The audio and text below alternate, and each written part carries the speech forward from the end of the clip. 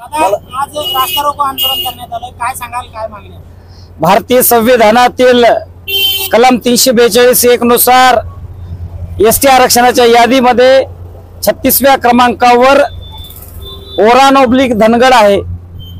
तर सुप्रीम कोर्टाच्या निर्देशानुसार जी जमात अस्तित्वात नाही आणि जी जमात अस्तित्वात आहे त्याला आरक्षणाची सवलत दिली पाहिजे, आरक्षण दिलं पाहिजे असं सुप्रीम कोर्ट संविधान म्हणतं।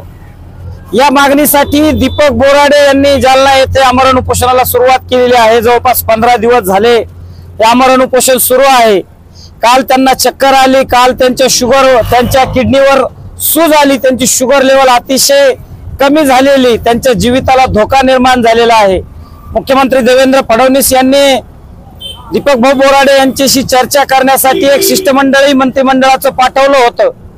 दीपक भाऊ कडून सुद्धा एक शिष्टमंडळ परवा दिवशी मुख्यमंत्र्यांना भेटून आलं, परंतु जे मुख्यमंत्री लाखो लोकात धनगर समाजाला आरक्षण देण्याचं वचन देतात ते मुख्यमंत्री वर्षा निवासस्थानावर ज्यावेळेस धनगर समाजाचं शिष्टमंडळ भेटण्यासाठी गेलं त्यावेळेस ते धनगर समाजाला आरक्षण देताना अडथळे आहेत, अडचणी आहेत असं सांगतात।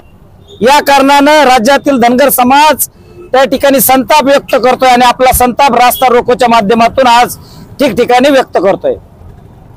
धनगर समाजाला लवकरात लवकर सरकारनं एसटीच्या सवलती दिल्या पाहिजे, एसटी आरक्षण हे बहाल केलं पाहिजे।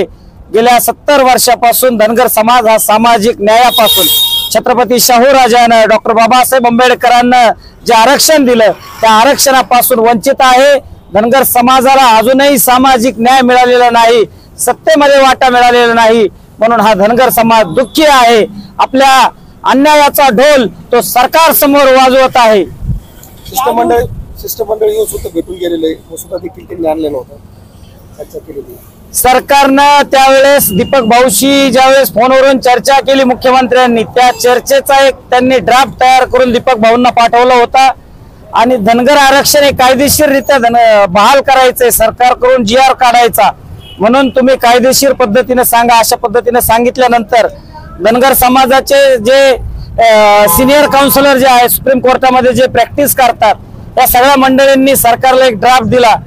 सरकार जोपर्यंत लोकात होतं तोपर्यंत ते सकारात्मक होतं आणि सभागृहात गेल्यानंतर त्यांनी त्या ठिकाणी असहमत त्या ठिकाणी दाखवलेली, त्यामुळं राज्यातील धनगर समाज सरकारच्या विरोधात पेटून उठलेला आहे।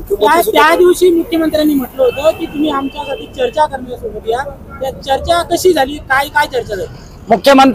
यापूर्वी मुख्यमंत्र्यांशी चर्चा करण्यासाठी धनगर समाजातील जे पुढारी आहेत, जे आमदार आहेत, जे माजी आमदार आहेत, मोठे उद्योगपती आहेत, वेगवेगळ्या पक्षाचे कार्यकर्ते आहेत, ते चर्चा करण्यासाठी जात होते।